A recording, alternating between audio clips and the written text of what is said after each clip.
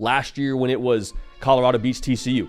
Instead of it being like, man, that's awesome for Colorado, good for Colorado, like, you know, Deion Sanders is, you know, really starting to get something rolling over there.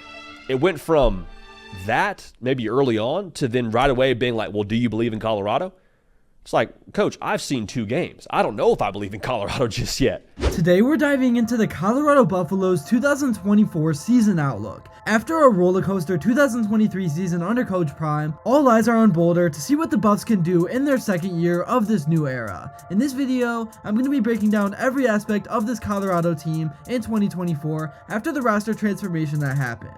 I'm going to talk about what went wrong last year after the hot start and so much more. But before I begin, I would really appreciate it if you would drop a like and subscribe. It only takes 5 seconds, plus you can always change your mind. We are now on the road to 40k subscribers, and with your support, I believe we can get there super fast.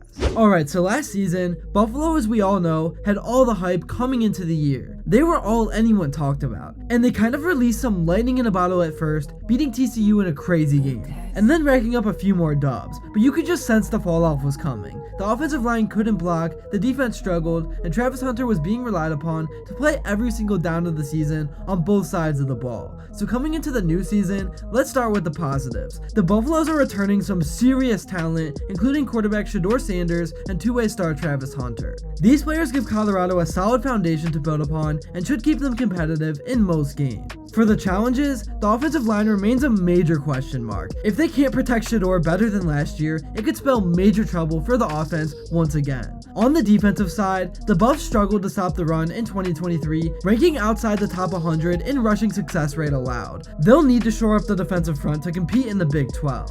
Speaking of which, 2024 marks Colorado's return to the Big 12 Conference. As a founding member of the original Big 12, this is sort of like a homecoming for the program, but the landscape has changed, and the Buffs will face new challenges in this evolving conference. But anyways, let's talk about some of the roster changes. So like I said, the Buffaloes have undergone a massive roster overhaul for the 2024 season with significant changes across multiple position groups. The offensive line, a major area of concern in 2023, has been completely rebuilt. None of last year's starters are returning, replaced by a mix of high-profile recruits and experienced transfers. Jordan Seaton, a 5-star recruit considered the top offensive line prospect in the country, headlines the new additions. He's joined by Tyler Brown from Jackson State, Justin Mayers from UTEP, Yakiri Walker from UConn, and Khalil Benson from Indiana, each bringing valuable experience and skills to the line. The wide receiving core that is already a strong unit has been further bolstered by high-profile transfers. Will Shepard from Vanderbilt is expected to see a lot of targets this season, while LaJohntay Wester from Florida Atlantic is likely to be a key slot receiver and returner. They'll join returning starters Jimmy Horn Jr. in the slot and two-way star Travis Hunter. Omarion Miller, who had a breakout game against USC in 2023, rounds out this formidable receiving group.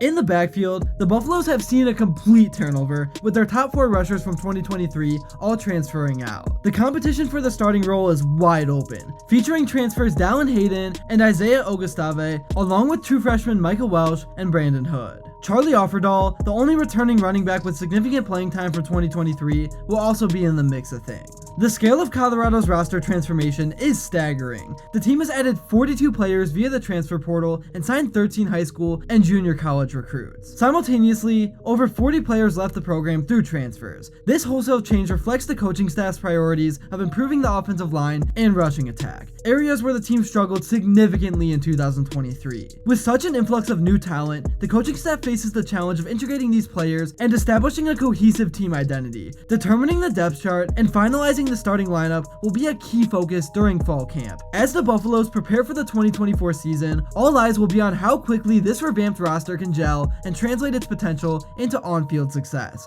Here's what the media has to say about the new guy. So far, Coach Prime has brought in 7 new pieces to help bolster that offensive line next year, with these standout players being 3-star interior offensive lineman from the transfer portal Yakiri Walker from UConn, and 4-star interior offensive lineman from Houston Tyler Johnson, as well as landing the #1 offensive tackle in the class of 2024 in 5-star recruit Jordan Seaton.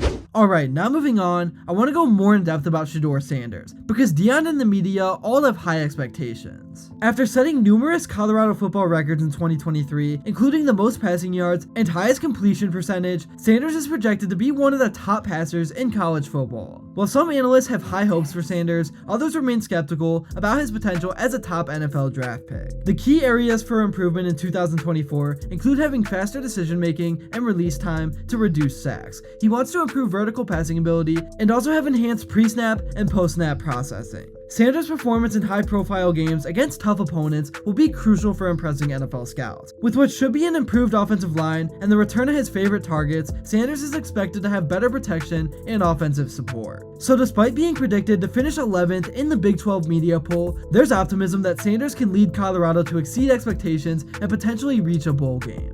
His ability to progress from year 1 to year 2 at Colorado will be pivotal in determining the team's success. So as the 2024 season approaches, all eyes will be on Sheduer to see if he can elevate his game and cement his position as a top quarterback prospect for the 2025 NFL Draft. And we all know he wants to go number 1 overall. Here's what the media has to say about Sheduer. That takes away what defenses can do when it comes to stopping the run, creates more balance. So all of this to me is on the shoulders of Sheduer Sanders. Now to move on to Travis Hunter. As a receiver, he needs to work on maintaining consistent routes. This involves precise route running, which is crucial for creating separation from defenders and ensuring he is in the right position to make catches. Despite his lean frame, he is surprisingly strong in downfield situations. However, increasing his overall play strength will be beneficial, especially when facing more physically imposing NFL caliber opponents. This improvement would definitely help him better handle physical confrontations and maintain control during contested catches. Here's what the media has to say about him.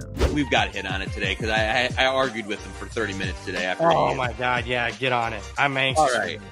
The Travis Hunter Heisman, I mean, I told them, like, I would vote. Like, I just don't see it. Now moving on, let's talk about the actual expectations for this team. While some fans and analysts hope for an extraordinary season, others caution against expecting too much too soon.